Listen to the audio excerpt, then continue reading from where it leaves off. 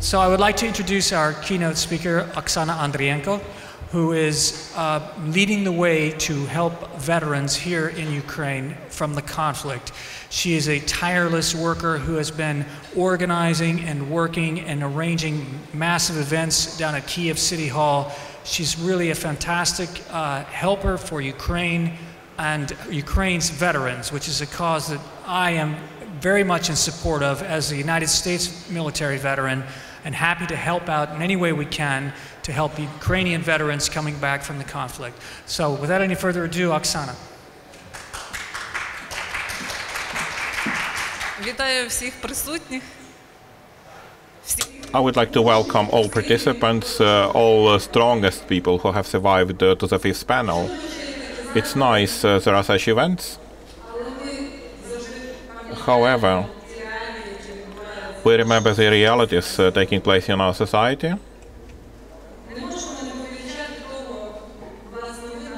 Our organization is aware of what is happening around, and the reality is that in Ukraine, for the fifth year, there is a war. And we have faced not really civil conflict, as Russian media and Russian propaganda is trying to prove. Actually, our country is in the state of war with aggressor country, which is Russia. Of course, with every extraordinary event, people are facing challenges. People are facing challenges they were not ready for, or something which does not fit within the boundaries of their regular mentality. Therefore, we are here, and therefore we do what we do. Speaking about our organization, everything started 2013. Yet during Maidan in 2013, this began with a very small number of active, concerned citizens. Nowadays, our organization accounts for 19 centers throughout the country.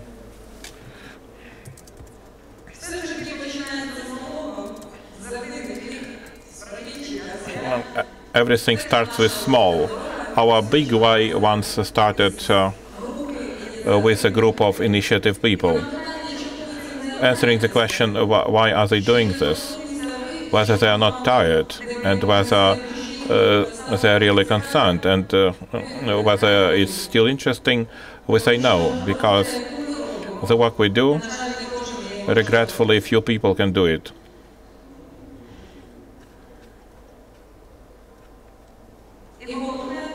And the main thing is that we cannot do it otherwise. We cannot leave when some people face greater problems. In the beginning of the war, we began as every civic organization referred to as volunteers, helping in the front line. Because the first volunteers were the guys from Maidan, and those who were socially active, mostly active. They saw that without their support, the army will not do. Then, after the first guys returned for rotations from the front line, it became clear that there is no psychological support, with no qualified rehabilitation. There will be problems for those guys as well as society at large. Therefore, our organization became initiated to create the first in Ukraine rehabilitation center, medical and psychological. Nowadays, through the rehabilitation center,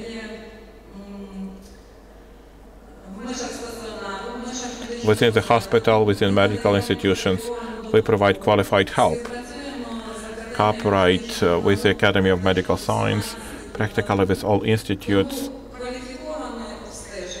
Therefore, qualified examination and help is received 100%. Also, psychologists work with such programs that give 100% effect. Out of 900 people who underwent treatment, help of psychologists, the work on social adaptation, there is not a single one who would intend to commit suicide. Moreover, after the guys have received social and psychological help, we understand that in the society they cannot find themselves because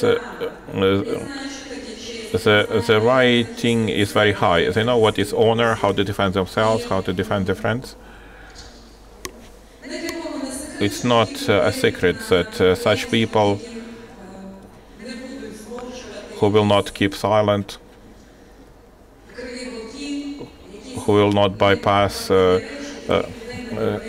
some inconvenient things and will say some awkward truths, are not welcome in quite many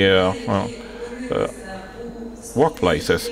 Therefore, our objective was to help the people in difficult life situation who are now unemployed, who went to defend Ukraine from the occupied territories, who are misunderstood by their families, and they have found themselves with nothing, who have lost their business. And for that we have created the Veteran House. Veteran House is a starting place by the example of what exists in some Western countries, where people receive free of charge housing, where people may undergo qualification courses. Some of them receive help.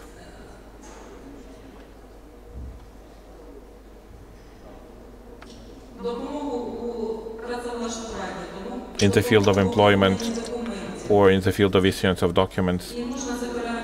And we can count that, keep counting that. Even help in receiving a disability category and so on.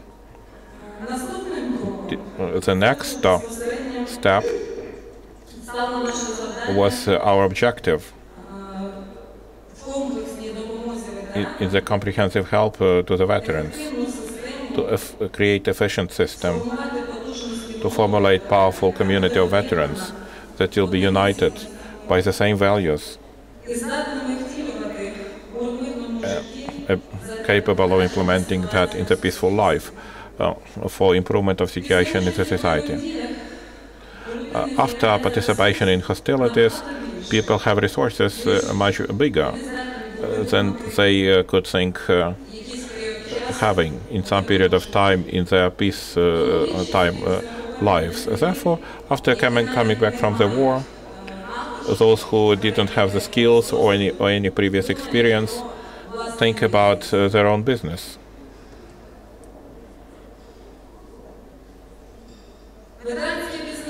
Veteran Business Center is a very useful, interesting and efficient project which supports the veterans in development of their business, giving them opportunity for requalification. If anyone has to justify the idea, implementing business projects,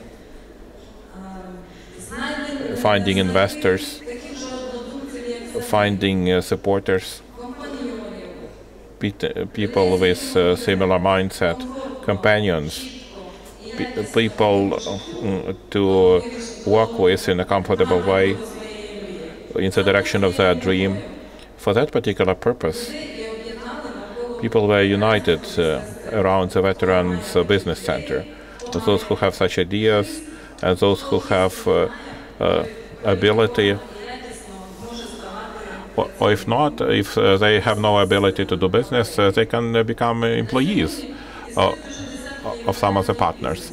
Nowadays there are dozens of veterans businesses, and there are quite many thousands of ideas, that's obvious. However, all of them require specialized help, the work of professionals. Therefore, the project is important like never before, because this is development of small and medium business, establishment of middle class. This is what every civil society is strong with.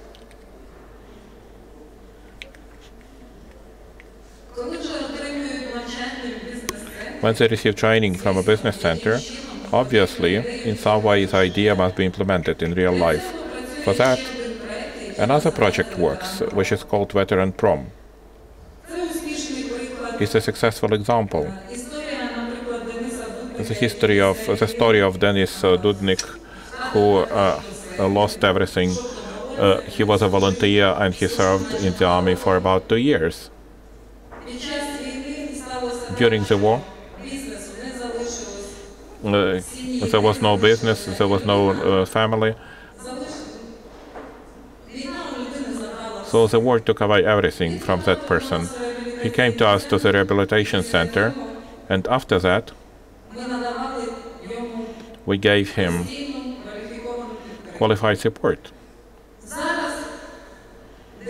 Nowadays, Denis successfully received the first place, won the competition,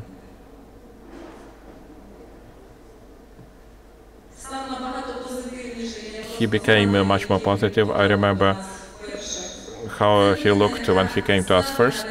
This is a person capable of implementing their dream and also involving the Thai veterans to the work. Nowadays, there was a beginning of the work of the first workshop manufacturing knives, which is a test enterprise of the larger structure of Veteran Prom. The social component is employment of veterans, disabled people. It's better for them to work in the team of people with a likely mindset and to use profits for social development. It's a franchising scheme for veterans of the anti-terrorist operation. The purpose is to create profitable social business in Ukraine.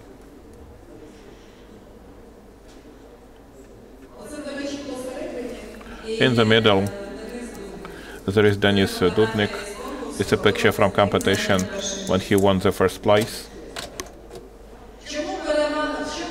What are the advantages of investment into the veteran business and working with veterans? First,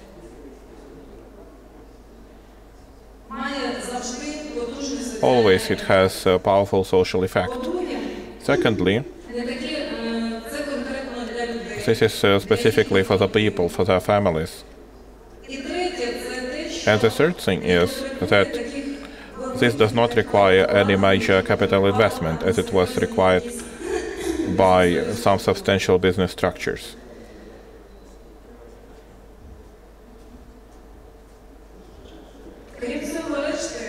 In addition to that, it's very powerful socialization when people are busy and the family is busy and friends and veterans are busy. This takes away social tension. Employed veteran is much more efficient when he has his favorite activity for the society, rather than the one who would stay on the employment centers waiting for some financial support.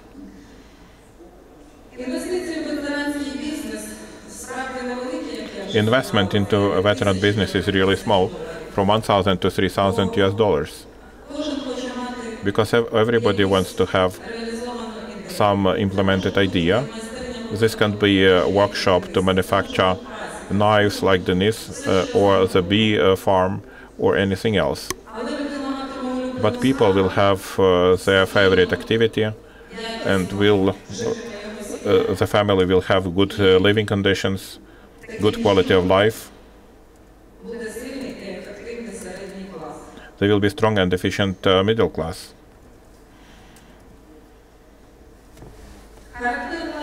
Characteristic feature of every veteran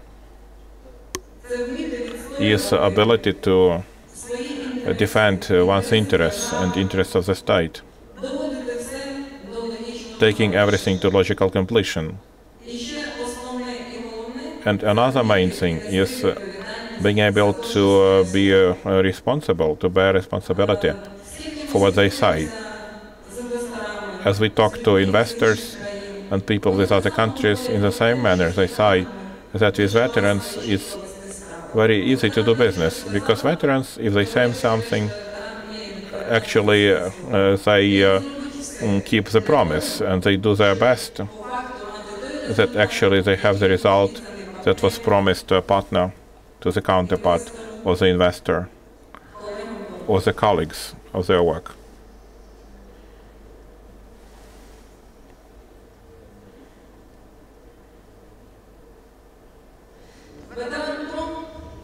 Veteran Prom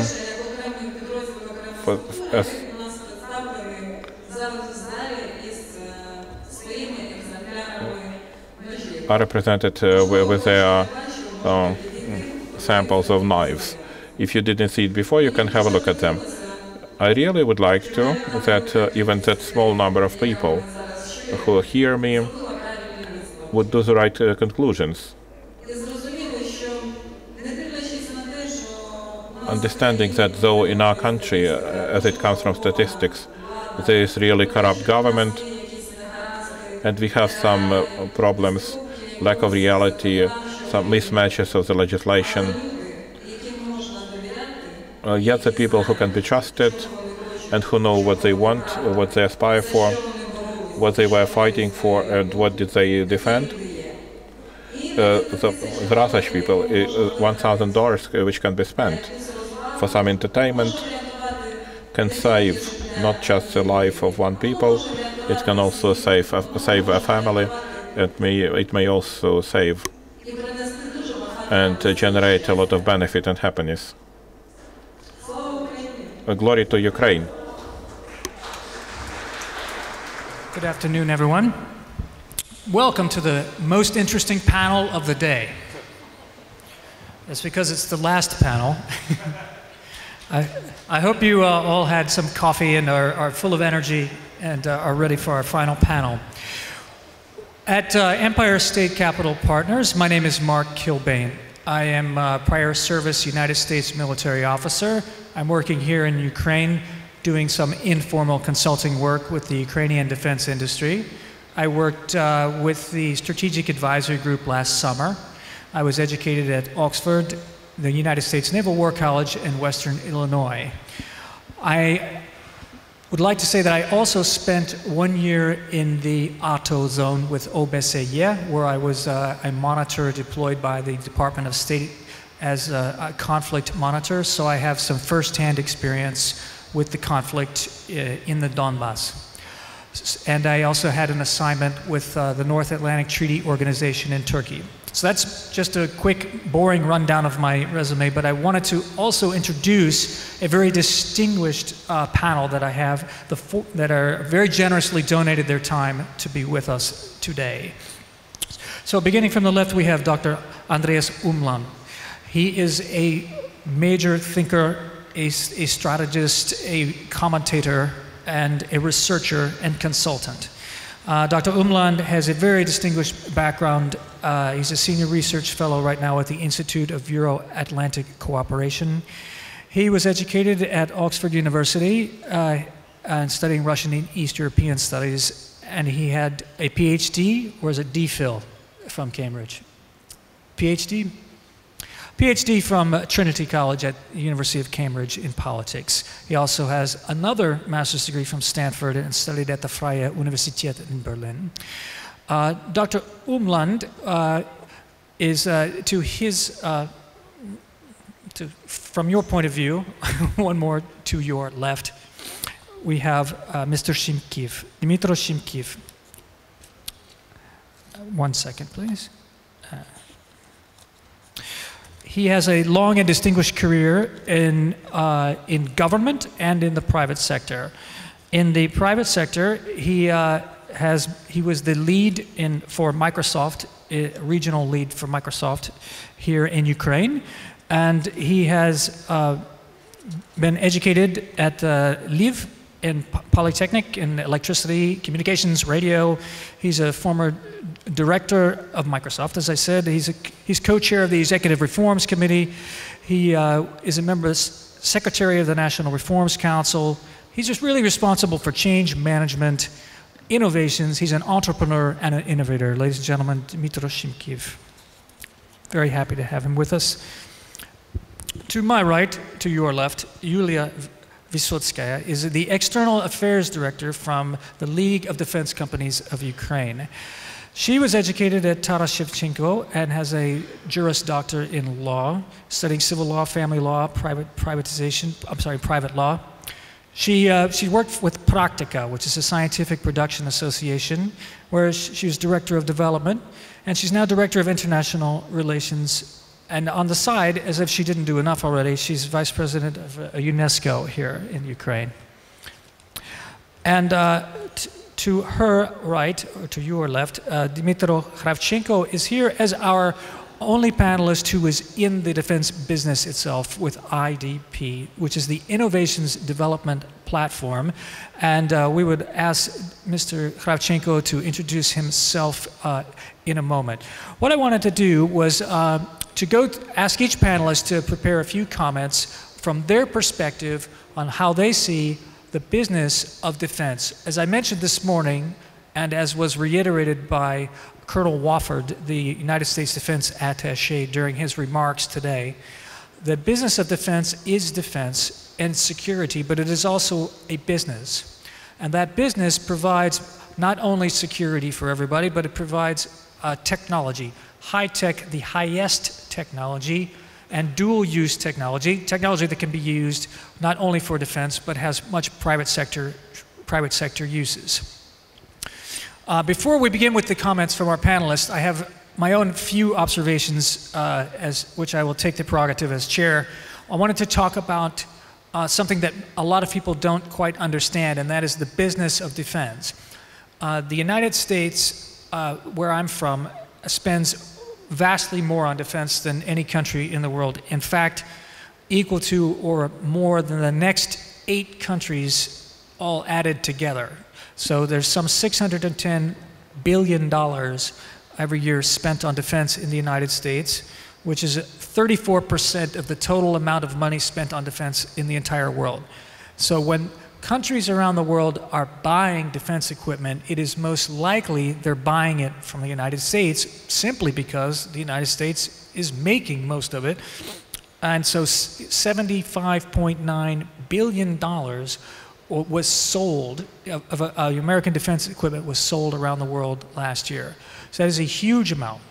So when we talk about buying and selling defense equipment, when we say that a country is buying equipment, is most likely to be from the United States, and selling equipment, that's another story, because selling equipment can go anywhere. So that's the sort of background. But what countries have done to make a level playing field around the world is they have something called an offset contract. And I wanted to speak today about offset contracts because most people don't know what they are or don't understand them. And it has long been my position that the Ukrainian government is not making good use of those offset contracts, which can be used as a strategic tool to develop their own defense industries. Let me explain. When a country buys equipment, it's very expensive.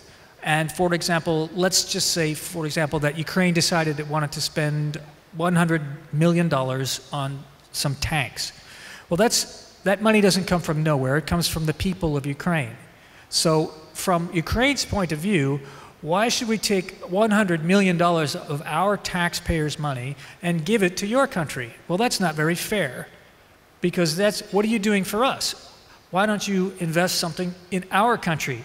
We shouldn't just be giving you our money. You should do something for us. And so that compensation agreement is known as an offset. And so countries, in order to make the playing field level, have said, okay, you know what? If I spend $100 million in your country, you must spend $100 million in my country. And that's called an offset agreement. And that offset agreement can be fulfilled not just with dollars and cash, but can be any kind of assistance.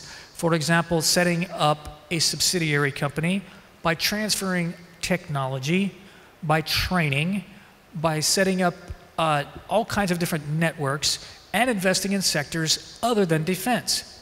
So you can have an offset contract that would invest in agriculture or VC, venture capital, or any number of different industries. So this is a tool. The offset contract is a device. It's a tool that's used by many countries around the world because they know they would never get that level of investment. They would never get access to that super high technology without an offset contract. So it sounds kind of counterintuitive, but they buy things in order to get things.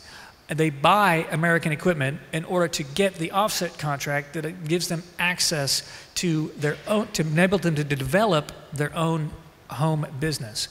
So that, I think, is something that's lacking in Ukraine, and there are many different reasons why Ukraine hasn't been buying. But I want to pose some of those questions to our panelists.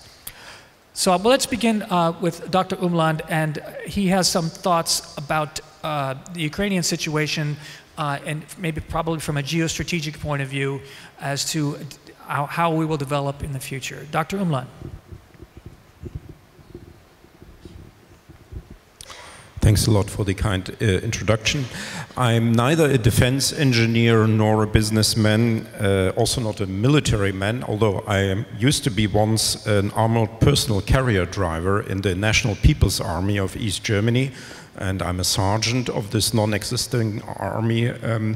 But I'm here as a political scientist, and I want to speak here a little bit about the security structure of Eastern Europe and the absence of a security arrangement for Ukraine, and the unfortunate situation in which Ukraine found itself as being in a gray zone, in a security gray zone in Eastern Europe, reminiscent of the situation also of Moldova and Georgia.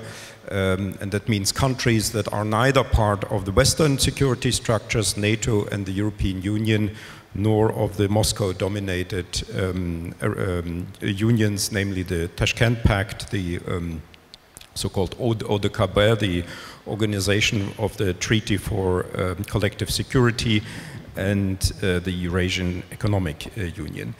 And I think this is an important topic for this conference for two reasons.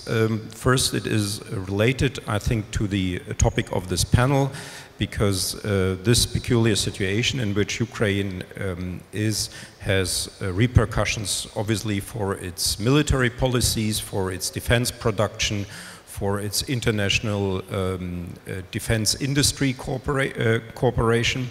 But it has also larger implications for this conference, because this is very much a factor that determines also the investment climate in general in Ukraine.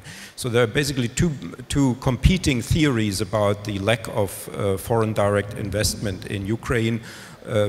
One narrative is about the lack of rule of law in Ukraine, the corruption, oligarchy, and all these things that have been mentioned already.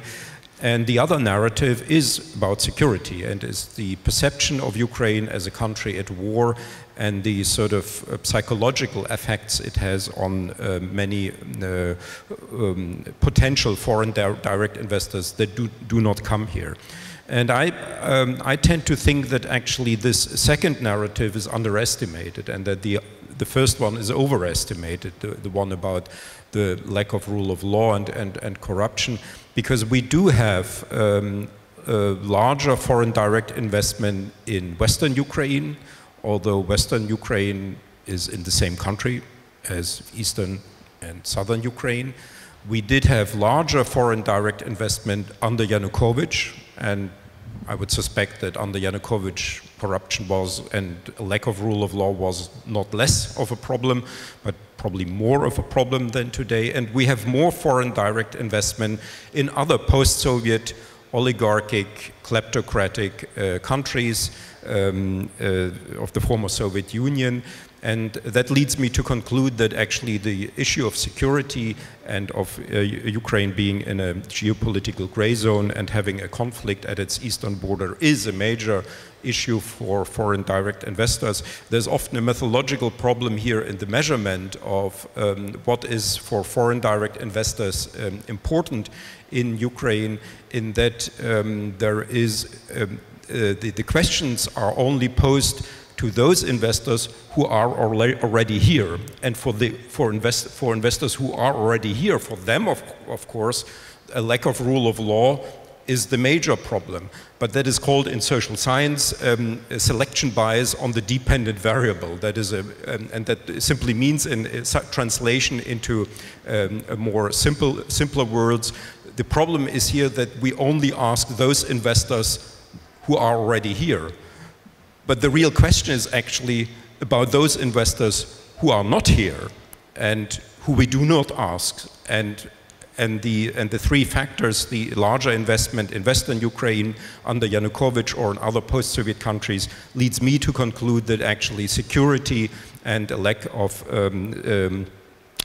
or a perception of a lack of security is a major problem here. Under this viewpoint, I want to discuss a few possible scenarios for the future that may improve Ukraine's security situation. I think we have to assume the worst case scenario, which is that the security situation will not improve, that there will be no major treaty in Eastern Europe, no major change in the geopolitical situation of Ukraine. But if somebody would have said 15 years ago that Great Britain would leave the European Union on the one hand, or Montenegro would become a member of NATO on the other hand, many people would have said this is absolutely unserious speculation about the future. And these developments and other similar developments teach us that there can be very quick and very fast and very fundamental changes in the geopolitical situation in Europe, and that's why it makes sense to speak about alternatives for Ukraine, alternatives to the current gray zone situation in which Ukraine is. The most popular here one is in the West, is a rather unpopular one in Ukraine. The most popular solution for the current conflict in Ukraine in the West is still a grand bargain between the West and Russia. Some sort of larger condominium accommodation of Russian demands. I don't think this will actually happen. It is a lot discussed too, and we have to face it that if you meet especially diplomats and politicians and even experts from the European Union, many of them will start talking about, can't we have some sort of agreement with Russia? Viktor Pinchuk has recently published an article about a year ago in the Wall Street Journal concerning this. I don't think this will happen because it will be because Russia will demand a price for such a grand bargain, and I assume that the price would be actually too high. It would probably imply that Crimea is acknowledged being a part of Russia, either implicitly or explicitly, and it would probably imply some sort of explicit or implicit agreement of the West that Ukraine will not become a member of the EU and NATO. And all of these things, I think, would undermine major international legal regulations, and in particular the treaty on the non-proliferation of nuclear weapons, and to which Ukraine's territorial integrity is linked via the famous Budapest Memorandum of 1994. Some sort of grand bargain with Russia concerning an exclusion of Ukraine and Georgia from NATO would undermine NATO as an organization, because NATO has in Bucharest in 2008 in its declaration, in its final declaration, declared that Ukraine and Georgia will become members of NATO, and also such a condominium with Russia would undermine, if it concerns the future membership of Ukraine in or Georgia or Moldova in the European Union, the treaty on European Union, the Lisbon Treaty, because this treaty says quite concretely, quite clearly, that each European country can apply for membership, and such a grand bargain with Russia would undermine it. The most popular, I think, solution for the Ukrainian security problem in Ukraine is NATO membership. However, I think that NATO membership is almost as unlikely as a grand bargain with Russia. That is simply because since as long as the conflict with Russia is going on between Ukraine and Russia in eastern Ukraine, there will be always some West European countries that will, in a hypothetical vote in the North Atlantic Council about Ukraine's accession to NATO, vote against Ukraine's accession to NATO. I think the North Atlantic countries would vote for Ukraine's accession. The East European member countries of NATO would vote for Ukraine's accession, or most of them at least. But there will be some West European member states of NATO that will, I think, always vote against a NATO accession of Ukraine as long as Ukraine has this conflict with Russia. And paradoxically, or even absurdly, Ukraine will only become a member of NATO when it will not need NATO membership that much anymore. The most underestimated future solution for Ukraine's security issue is, I think, EU membership. EU membership is in the West, I can, as a German, I can sort of testify to, is it seen largely so far as a sort of utopia for Ukraine, which I think is a wrong assessment. With the signing and ratification of the association agreement, Ukraine has in fact a roadmap towards membership. The problem here is the sort of terminological problem with the association agreement that Ukraine has signed, is that this is in fact a misnomer. The agreement that Ukraine has signed with the European Union is not an association agreement, it is de facto, although not de jure, but de facto an integration agreement. Although the agreement does not say that it prepares Ukraine for EU membership, it in fact does exactly that. And the same goes for the association agreements that the EU has signed with Moldova and Georgia. I think for the next years, the most sort of prospective security scenario for Ukraine is an informal or formal major non-NATO ally status of Ukraine for the US. There is an official program that is called Major Non-NATO Ally Status, which was proposed in the Ukraine Freedom Support Act in December 2014, and the draft for this law, but was at the 11th hour cut out of this law that was then adopted by the US Congress.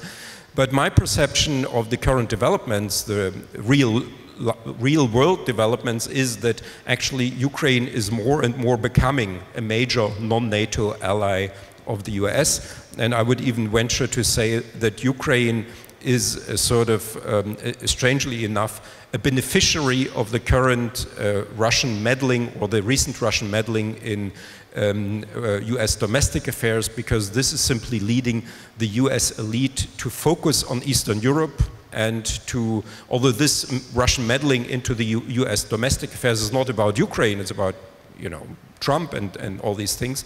But the mere fact that Russia is so much involved in US domestic affairs is beneficial, I think, to Ukraine, although so far Ukraine does not have some sort of treaty that would express this sympathy that Ukraine has now in the US.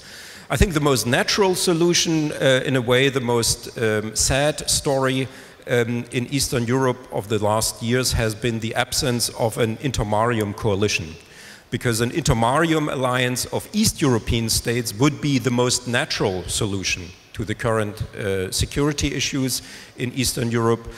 Not only the non-members of NATO, Moldova, Ukraine and Georgia have security challenges in Eastern Europe, but also the NATO members in Eastern Europe, Romania, Poland, the largest ones, have, of course, security challenges in connection with Russia's confrontation with Ukraine, but also with Georgia and Moldova. But in spite of this common security challenges, of the fact that basically all East European countries are also, even after the entry of many of them into NATO and the EU, still sitting in the same boat with Ukraine, Moldova and Georgia, although this is objectively so, because these countries are geographically close and They belong all to the same region, but also from the perception of these countries, Russia, from all of these countries, or most of these countries, Russia is a major problem. And although we do have these major factors, there's unfortunately no intermarium coalition, a Black Sea, Baltic Sea alliance so far emerging. That has to do a lot with what I've called in some of my publications strategic provincialism on the side of basically all East European countries. That by strategic provincialism I mean that these are countries like Romania and Poland that look to Brussels, they look to Berlin, they look to Washington, what to do in foreign affairs and international relations. And because Brussels and Berlin and Washington and London and Paris are not talking about an intermarium, they are also not thinking and talking about an intermarium. The other big problem here is the memory affairs issue, especially between Ukraine and Poland.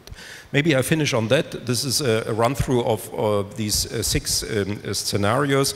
Although I think a change of the geopolitical situation of Eastern Europe in the next years, a major change through a new treaty is unlikely. I think we should sort of keep the various scenarios in mind, because, as I mentioned at the beginning, we have observed during the last years rather fundamental changes in the organization, the international organization of Europe, like Brexit, like the accession, as I mentioned, of Montenegro to NATO, and all of this indicates that maybe there might be soon, or sooner than we think, a change in the international affairs of Eastern Europe that could make one of these 5 new scenarios for Ukraine's security situation more likely than today.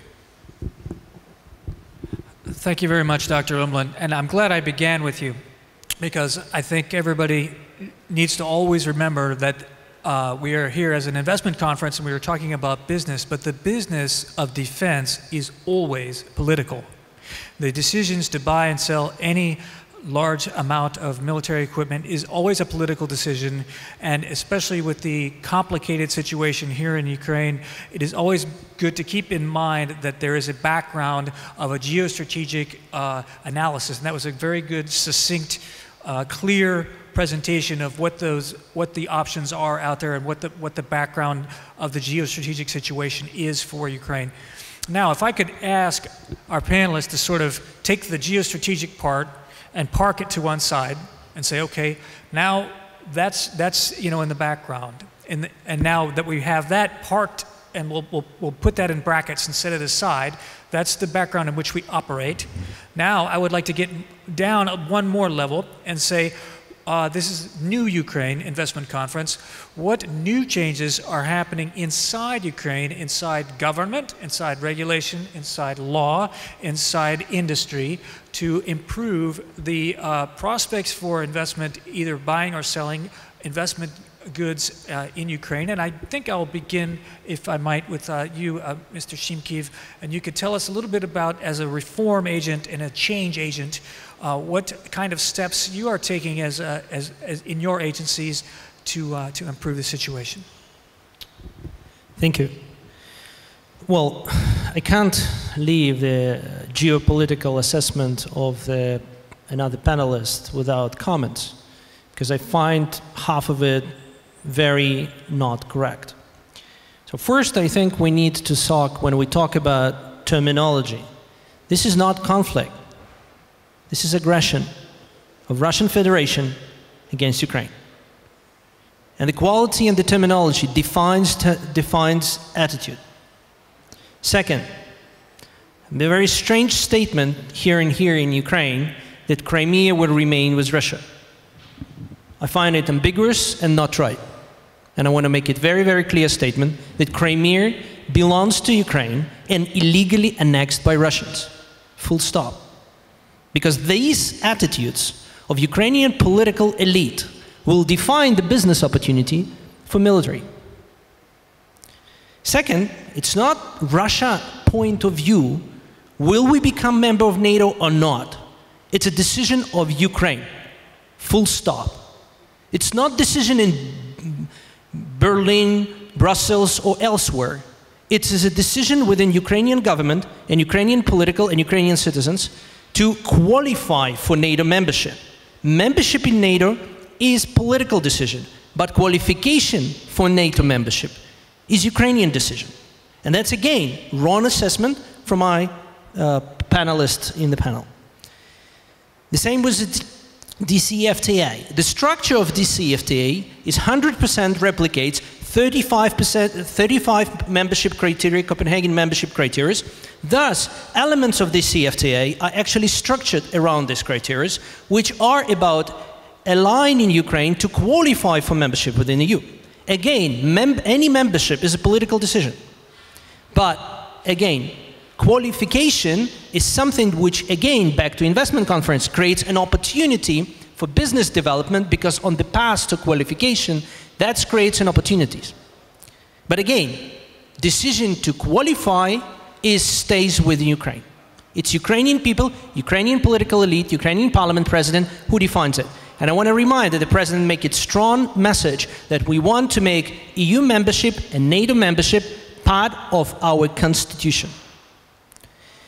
So when we look at the perspective that potential, well, the aggression from Russia is here in any forms, military, cyber, and informational warfare, that's put us in interesting perspective for business research and understanding that Ukraine actually is representing an absolutely new model for understanding the contemporary warfare, the hybrid warfare, which is warfare where things get aligned. It's no more weaponry, it's no more training of soldiers, it's no more just this. It's also war within the cyber, it's war within the social, and it's war within the media. And it's a combination of all this that actually creates a new business opportunity or new industries, which Ukraine been exploring for the last 4 years. And again, today, hearing from NATO generals, I think this is the best reference, because when Ukrainian troops, who are professionals, are participating in the joint events and joint training with NATO, as a people not who learning, but the people who teaching. And I think it's interesting because for certain businesses which is involved in the business learning and business training in the military field, Ukraine represents an interesting learning platform about tools, approaches, both in the contemporary field of warfare, but also in the hybrid warfare, and how you can defend yourself against such aggression on different fronts. But I've been asked to talk about the opportunities for the business, particularly in the cybersecurity space. So when we look at today, in the global perspective, what happened in the world over the last 4 years, we've seen attacks on the critical infrastructure, we've seen attacks on political infrastructure, we've seen attacks on the social fabric of the world, we see attacks on all kind of angles, particularly if you look at the cyberspace. And all these attacks we've been explored, we actually have seen in Ukraine. And to some of them we've been able to mitigate results, some we've been vulnerable. But that leads us to and again, when we're talking about the business opportunity, that leads to the significant pace of growth of Ukrainian cyber industry. Tomorrow, Ukraine will host the first big cybersecurity conference. It's called No Name Conference. It's oversubscribed in more than 1,000 people. It's fully in English. There is a lot of hacking and experience. Ukrainian hacking community represents more than 400 professionals who've been able actually to go and through volunteer basis, and I appreciate the work that's been presented in the keynote before this panel, to engage and help the government and intelligence groups to penetrate an infrastructure, to build a defense lines for Ukrainian infrastructure, to advise and do pen testing and other things in terms of for the government. So what that means for the businesses and and entrepreneurs and investors globally. Ukraine is the place where the latest technology on the defense is tested And I can tell you, because some of the products of the latest companies in the world, the recent developments, I am tested. And we're giving a pretty honest feedback to some of the products, and sometimes our teams is top-notch experts who can give a really interesting perspective on the contemporary cybersecurity and defense. And what's the real threats we face today? Almost every day, presidential administration is under some form of attacks, forms of attacks, approaches. And again, the learning and experience that Ukraine has today in terms of cyber defense, this is something that can replicate it and can spread around the globe. And again, when we've been attacked on critical infrastructure, energy grid, after the attack, we've got a lot of experts from the United States, from US government, coming and learning from us, and we're learning from them. And actually, that's creating new opportunities. The analysis that's been done by Ukrainian cyber experts later been reused, I know, because I talked to the cyber command in San Antonio, who've been learning from our experts how to build defense back in the United States. And they actually reference people who've been publishing and sharing this information. So the expertise in cyber field today in Ukraine, one of the leading things. Well, anybody who is here and stays for tomorrow, you probably can pass by a no-name conference and see how the cars get hacked, and what kind of an opportunity that's great for automotive industry in terms of building defense. But another area, if we talk about cyber, there is another area where Ukraine is aggressively advancing, and there is I believe the next speakers will probably reference this. We have a beautiful drone standing here. This is Ukrainian production. So UAV and a lot of technology how to countermeasure electronic defense or electronic offense. This is again a strong capacity and capability of Ukrainian industry and defense industry. And I can go on in the areas where, particularly in the area of defense and technology and aligned technology, technologies that military technologies or dual-use products will be needed for Ukraine, taking into account that, well, the threat from northern neighbor will not be wiping away in recent days. That's create a strong demand to build the right capacity within Ukrainian army and beyond, within Ukrainian industry and beyond.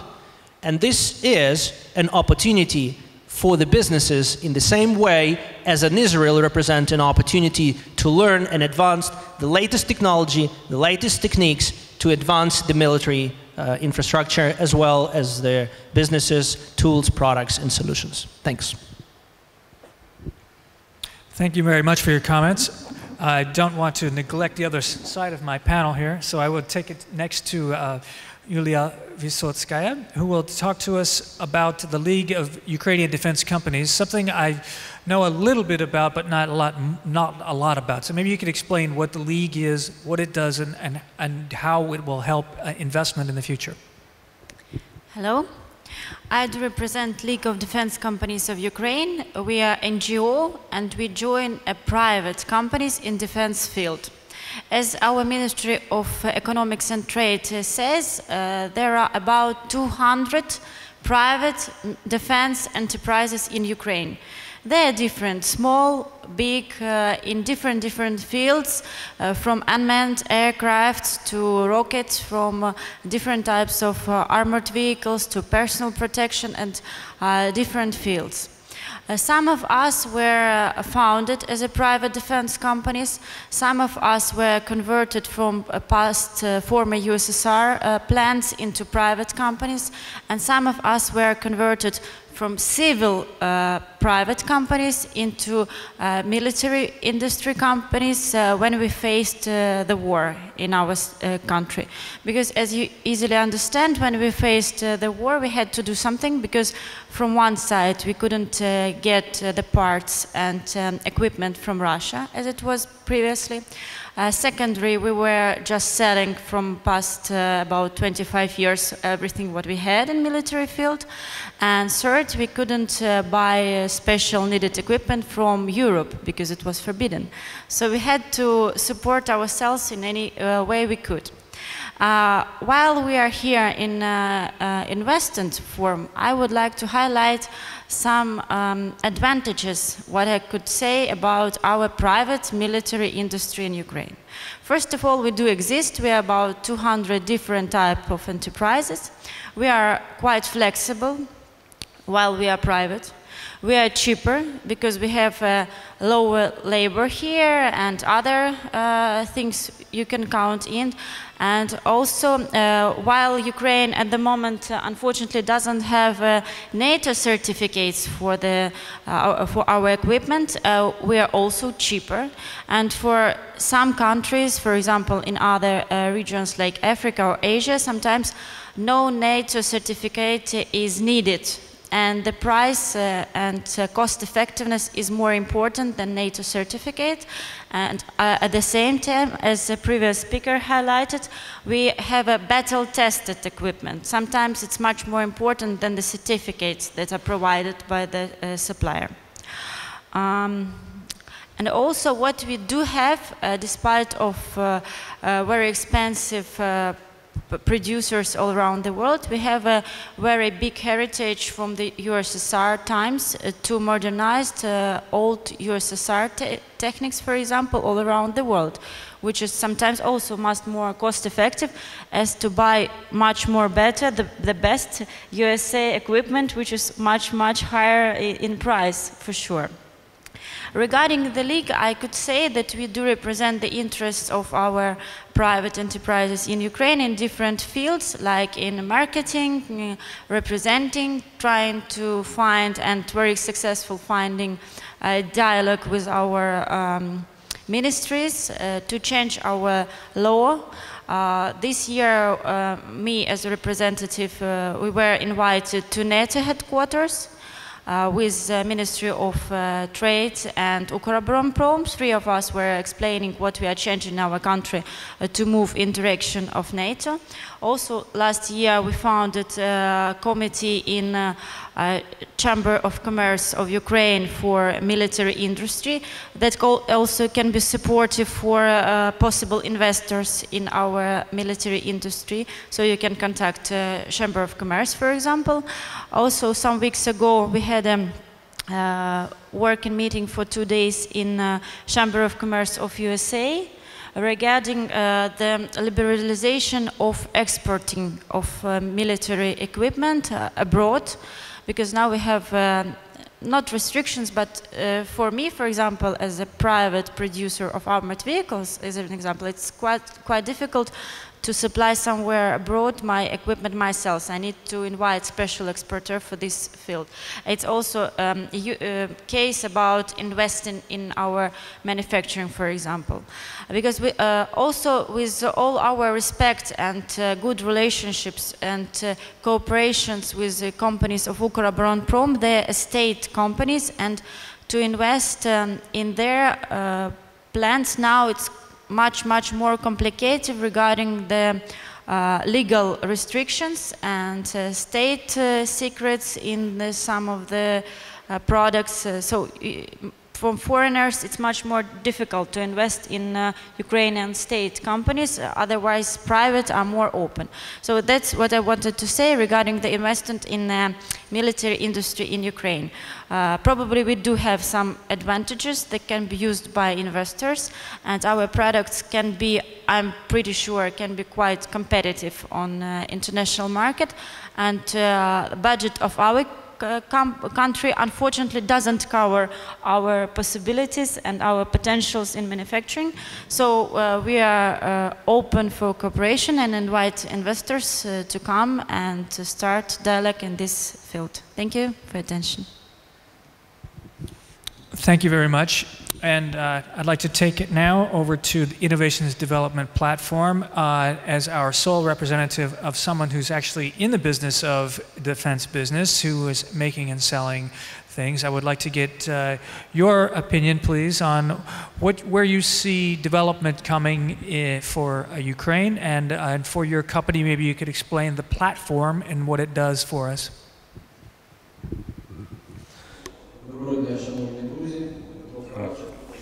Dear friends, I work for a very nice team, Platform of Development. My name is Kravchenko.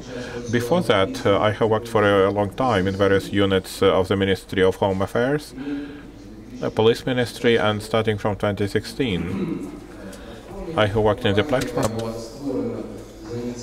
The company which was created by initiative of state consortium Ukroboronprom for the purpose of implementation of those nice ideas that have remained yet as a heritage from the former Soviet Union as well as new, talented young developers.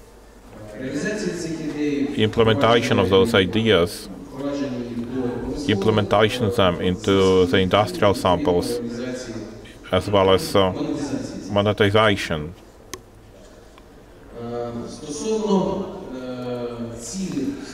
Concerning the objective of creation of our company, the two objectives,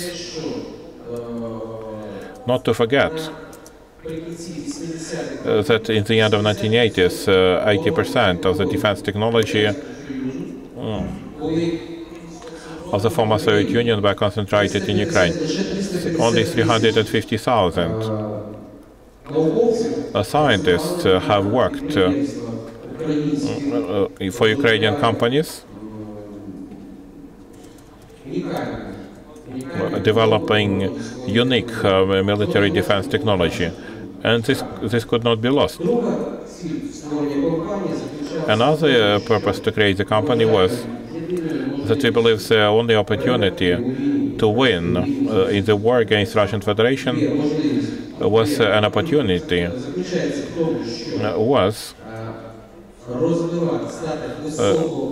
to become a highly developed country in the field of new innovative defense technology. Another one is support of our European and American counterparts.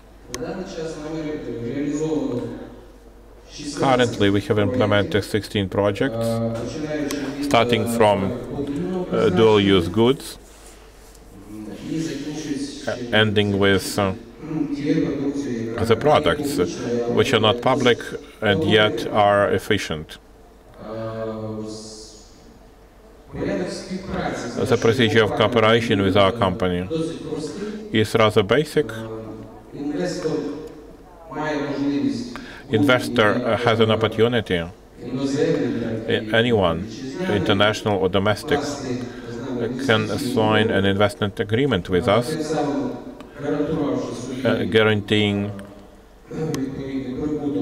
a relevant profit after sale of technology, and in addition, percentage-wise, it becomes a co-author of patent for any product that we manufacture. Number three, we believe we don't know of a single country, agricultural country of the world that would be rich, would be wealthy. We believe that the future of Ukraine is with young specialists, high technology, by example of Israel, and only in that case, with mutual help in implementation of such objectives, we could win and we could become stronger, and we could sell our technology, not to buy foreign ones, to sell our own. Because first, mostly they are more efficient, cheaper in production, better quality-wise,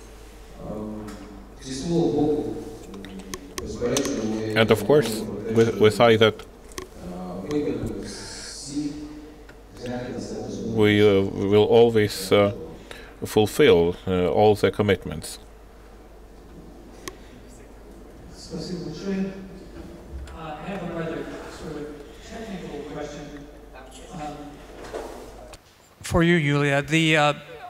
You said there are some 200 private defense companies in Ukraine, correct? So do you foresee in the future privatization happening for some of the state-owned enterprises number one. And number two, could you tell us a little bit about the corporatization that's been going on at Ukроборонпром and in its pluses and minuses? Actually, in the roadmap of NATO, as I know, it's one of the questions that Ukроборонпром has to be privatized afterwards, but now corporatization. Because legally, they are restricted to do any movements in case even they want to do something, they are restricted by law to do that. So they are trying their best now to make corporatization. They're inviting supervisors from outside, as you know.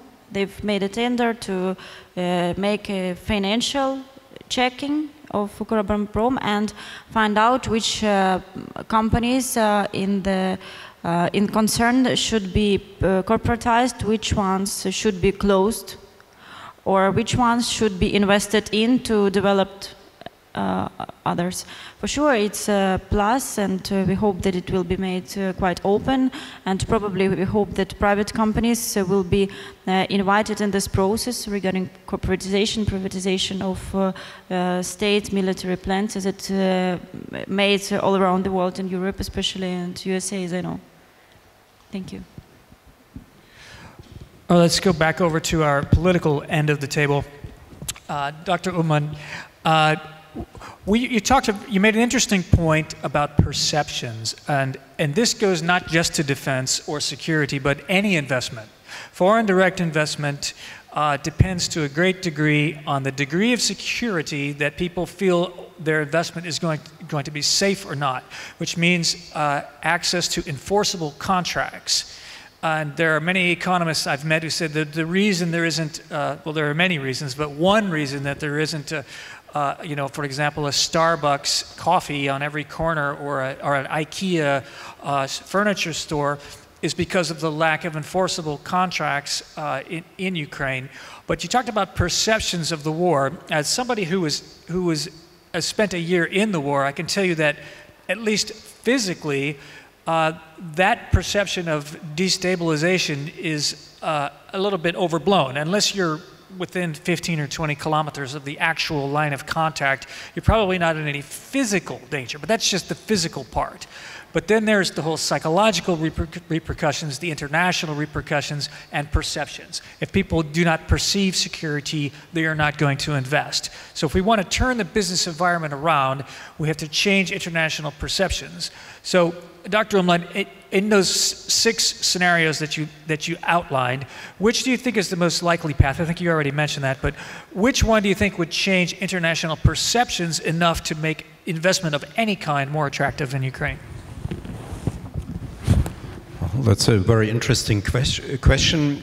It would be also worth exploring a little bit what is actually behind this lack of investment. Is it merely something psychological, or is it really a pattern that we also see in other areas of the world, and what exactly is behind it? Maybe there is a, the question I would be interested in, is it a behavior that we currently have towards Ukraine of international investors, mainly those who are not coming? Is it mainly due to sort of the perception of Ukraine abroad that is partly created on purpose by Russia as well, but also by sort of not very well informed, sometimes commentators, politicians, diplomats, journalists, and so on? Or is it a broader pattern in general, foreign direct investment activity? So is it something that we would also see in other areas of the world, that investors would not invest in a country that has some sort of conflict, but where there is maybe no real rational reason not to invest in the peaceful parts of the country? And that is for me the question. Is it only perception, or is it really just how investors behave in generally, and is not actually related to the specificity of the Ukrainian situation? About the likelihood of the scenarios, that's that's very speculative. I think what we are now observing, that although the official assignment of Ukraine of the status of a major non-NATO ally of the US has been taken out of the Ukraine Freedom Support Act of December 2014. There was a draft law that was adopted in 2014 where the status was actually mentioned with a sentence. And then the sentence has been taken out and the law has been adopted by US Congress. And now officially Ukraine is not a major non-NATO ally of the US. But what I see, as I said, in the real world happening is actually that because of the Russian mingling and the whole Russian-Western conflict, Ukraine is becoming a de facto ally of the US. And that's, I think that's also a major strategic failure of Russia, that it has created a sort of a multi-front conflict with the US on domestic affairs, with Ukraine on the border and so on, and that doesn't go together. I want to comment maybe shortly on what Mr. Shymkiv said about EU and NATO membership. I think the perception in Ukraine or in general in Eastern Europe and sometimes also in the West is such that these are two very closely linked issues, NATO and EU membership. Yeah, okay, then if you think it's different, then actually we are on the same page. I had the impression that maybe, but still maybe let me say just that sometimes the perception is that because for countries like Poland, NATO and EU membership accession were very closely processes, and Poland became first a NATO member and then an EU member. That is also the path to go for Ukraine. And I'm afraid that may not happen simply because the situation is differently, that Ukraine has this conflict, and there are simply too many people, I'm afraid, in Western Europe especially, who would think that why should we why should we extend the Article 5 of the Washington Treaty to a country that has an armed conflict with a nuclear superpower? This is a very difficult argument to make. I think the solution here is actually the EU, because the EU cannot. You know, this is also something in the perception in the West. Ukraine is still very far from EU membership, but if and when Ukraine implements most of the association agreement, my prediction would be that it will be very difficult for the EU to say no to Ukraine. I think for NATO, this is because NATO is an explicitly anti-Moscow organization.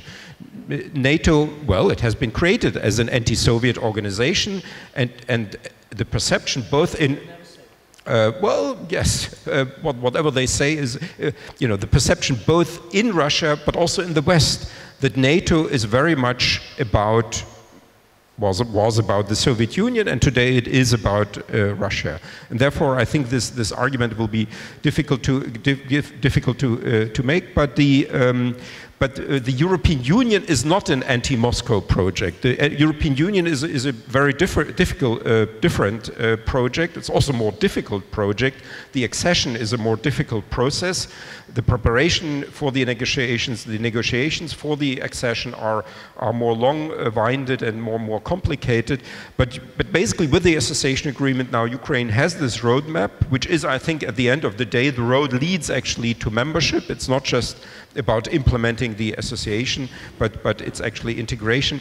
And the EU has become now, especially since the adoption of the Lisbon Treaty, actually also a security alliance, and even, I would say, a defense union. Although it is not perceived, neither in Russia nor in the West, as a defense union, it is in fact a defense union. Not so much maybe in military terms, but it has an enormous economic leverage that it can use to defend its member countries. Yeah, I just want to comment. First of all, NATO is not against Russia, and a narrative that NATO is against Russia is actually part of the Russian propaganda story. North Atlantic Treaty was about defense of the countries that are part of the NATO. Again, and if you look at the participation of the NATO countries in Afghanistan, or participation of NATO countries in other areas, in the countries in other conflict zones, I think this is very clearly this is not against Russia. I think Russia decided constantly to choose the place to be anti-something, anti-human, I think. NATO membership has there is membership in NATO has a very clear criteria. If you look at the NATO standards. There is just 5. There's 5 criteria, and Ukraine defined in our strategy for transformation of the security sector around these 5 areas. So will we have a civil control of the military? Yes, we are. And there's a very clear plan in the execution. And this is actually in the law, which is currently in the parliament. Another element, the NATO is not about weapons. By the way, majority of the NATO countries are using different weapons. It's about compatibility and actually about control and command. And control and command is something which is more important. Besides, and that's again a priority for the state to change the control and command. That's where we today investing. Another element, of course, military preparation, weaponry, etc. But another very important element in the NATO membership is actually cooperation. NATO, if you look at the design of the NATO and the principles of the NATO, it's exactly the concepts of substitution, so it could be joint forces operating on the certain field, where a team from Germany can work with a team from US, a team from Denmark, and they know how things are structured, they know the roles and responsibility, they know how the chain. And that's require a transformation of Ukrainian army, and that's where we are on the path today. So talking about NATO membership, it's very clear. It's a path for military, for organizations around the military, it's around governance around military, etc. The EU membership is absolutely different. By the way, EU membership has a very clear things, and majority of EU Copenhagen membership criteria is there about economy. But one very important element of the NATO membership, Ukraine today spends 5% of its GDP on the military. And that's a benchmark for a lot of NATO countries to think and consider. And I think that a lot of countries in NATO are actually looking and learning how we are doing this. Investing in the military, transforming in the military, training in the military, and military reform has the highest approval rating among Ukrainian citizens. And the military is the most trusted institution in Ukrainian society today. And this has happened over the just last 4 years. So it just gives you a perspective where we are going. We set a benchmark for us, NATO. Political decision is a political decision, but we will go and we will qualify for membership. Full stop. Now about investments, because I just want to get back to this.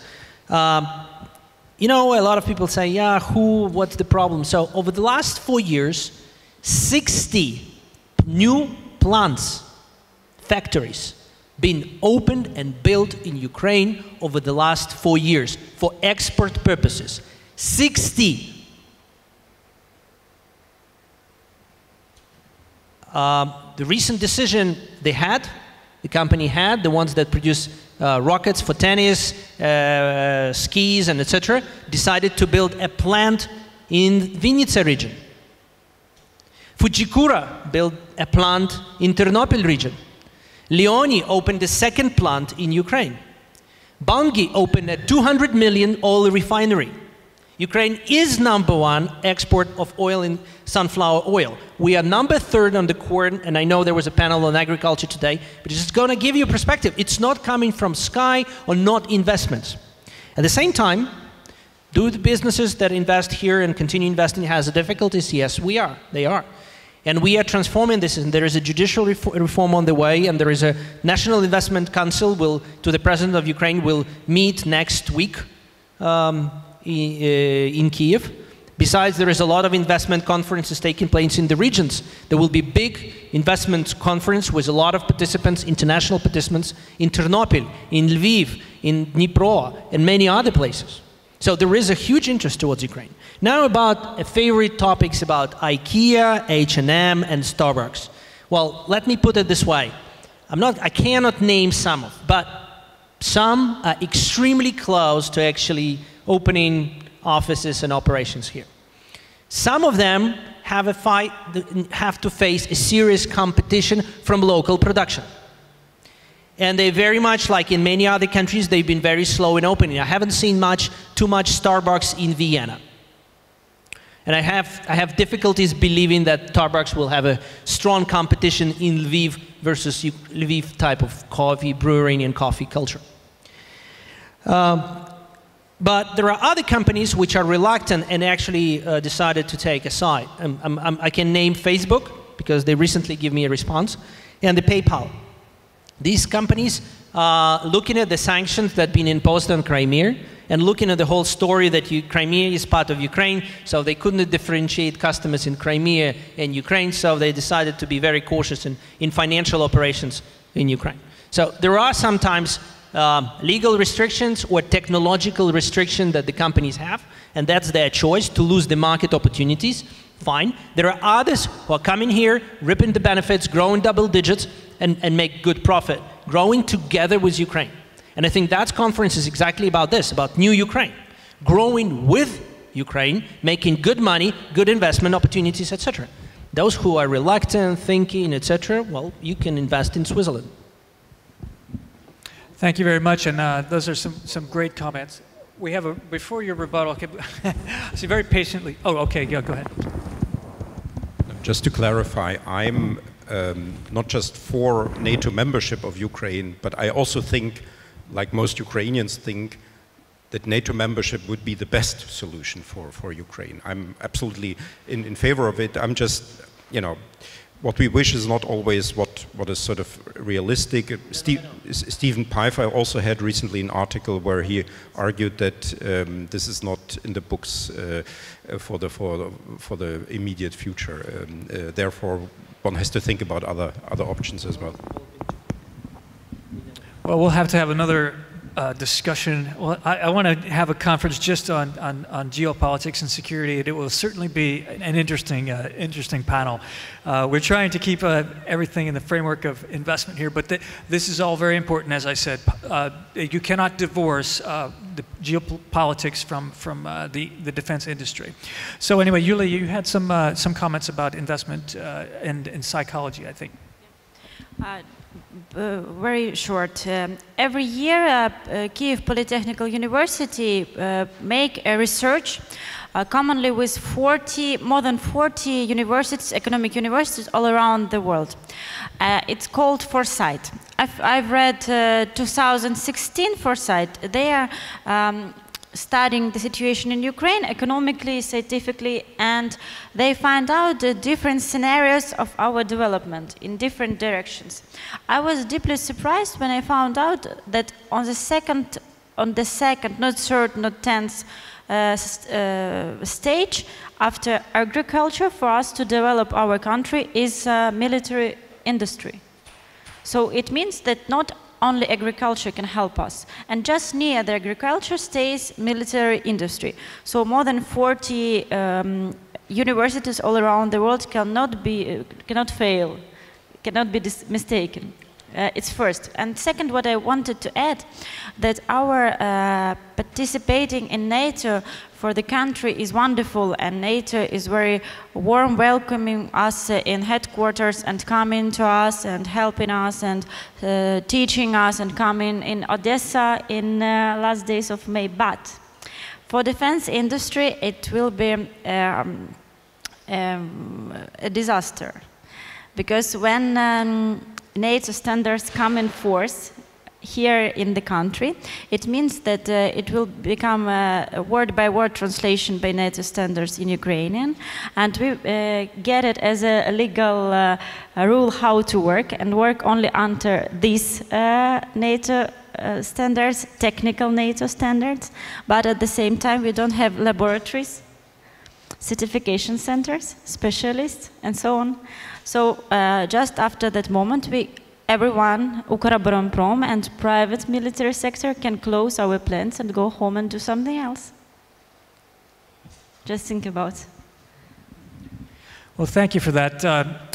Going back to our comments about NATO, you have to ask which NATO, because there's really three NATOs. There was the original Cold War NATO, and then there was NATO 2.0, where they decided to expand in the 1990s. And then that NATO was deployed to Afghanistan.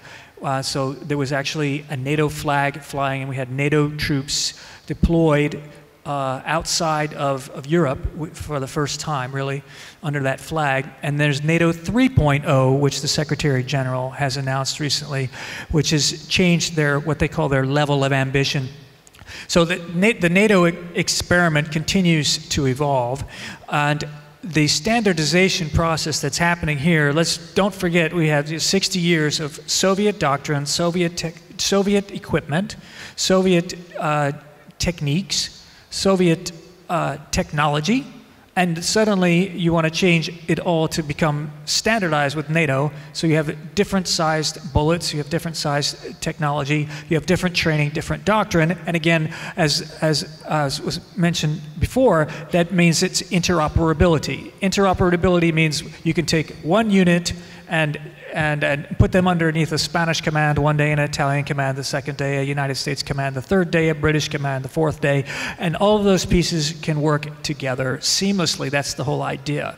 So whether or not Ukraine becomes a part of NATO, that standardization process would make it much easier to integrate any Ukrainian unit with any European or North American unit very quickly and easily, even if that were under the EU, under the Common Security and Defense Policy. So there are some benefits to association with Europe and NATO regardless. I'm sorry, you had something else to say.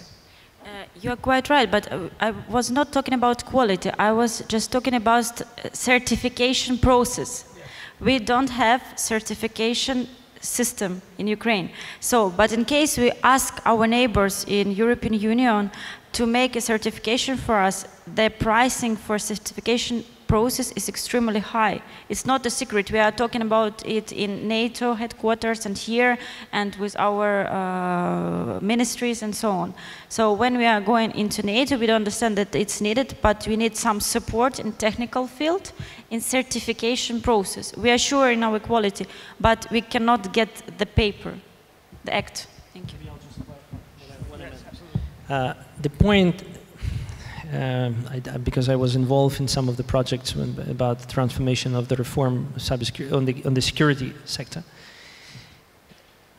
There are countries which are still using Soviet Union weapons, and they're members of NATO.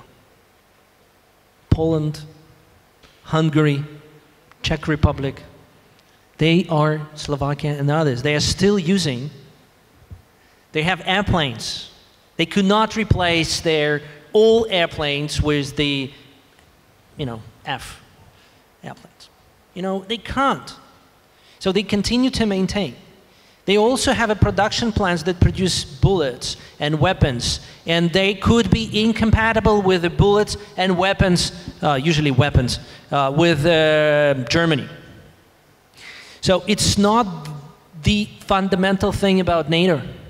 Countries can have incompatible equipment. What they have to have compatible is a control and command. That's what NATO is about. That's what all NATO specialists, generals, and experts explain to me. Besides, there is a lot of transformation towards certification and approach and training and coaching that is going right now in US and Canada, particularly related to approach in their, so the cost of certification exists in each country. Each country is actually certified by military standards of each country.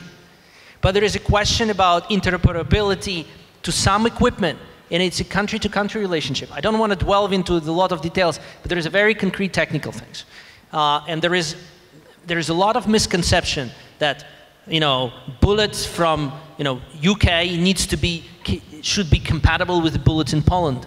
It's not. Now they are. Thank you. Dima, do you have any issues with the companies that you're trying to incubate in your platform with right now bringing them up to, or let me rephrase, are you looking to create companies that automatically can very quickly be certified under NATO standards, or it doesn't matter whether or not? I see. There's no NATO standard. You can't go Google it. Знаєте, для нас не принципова сертифікація. For us, certification is unimportant. I support Mr. Shymkiv in that. The main thing is quality of products. If you make quality products, our counterparts produce that qualitatively, it will be a problem of NATO.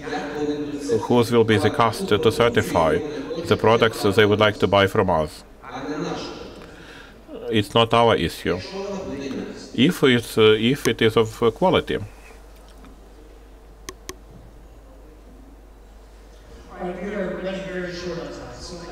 У нас дуже мало часу. Хотів би закінчити позитивними твердженнями. Учасники панелю, якщо мають якісь невідкладні питання. Є щось, якісь невідкладні питання чи коментарі, які треба? Хотів би закінчити на позитивній ноті. Я спілкувався з економістами багато в Україні влітку минулого року. Можливо, це може когось розчарувати, але треба визнати, що сталося. А що ж сталося за останні декілька років? Це було дуже позитивно.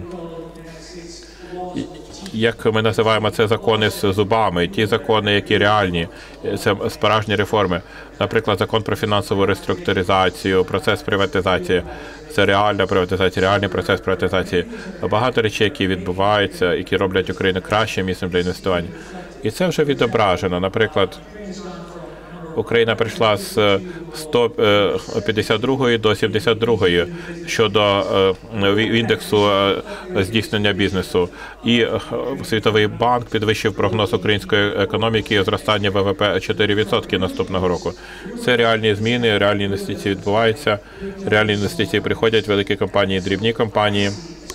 Я бачу особливо для сектору оборони, тому що ви витрачаєте 5% на оборону, і більшість країн НАТО навіть не витрачають 2% свого ВВП на оборону. Тому Україна має яскраве майбутнє. Я дякую аудиторії за те, що ви прийшли. Особливо дякую учасникам панельної дискусії. Вони знайшли час в зайнятому графіку, щоб розповісти про майбутнє оборонного сектору України. Дякую.